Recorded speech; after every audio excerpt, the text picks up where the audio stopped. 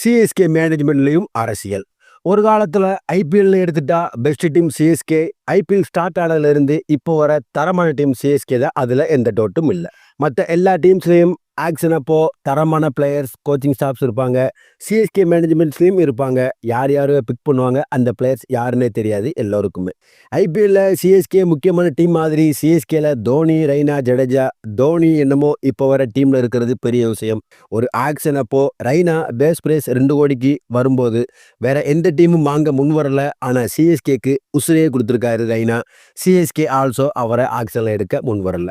ஏன் என்ன ரீசன்னு தெரியல.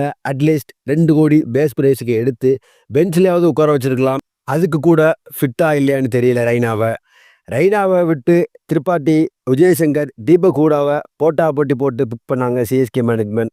இதில் என்ன விஷயம் இருக்குன்னு ஒன்றும் தெரியல. இதை பற்றி உங்களோட தாட்ஸை கமெண்ட்டில் சொல்லுங்கள்.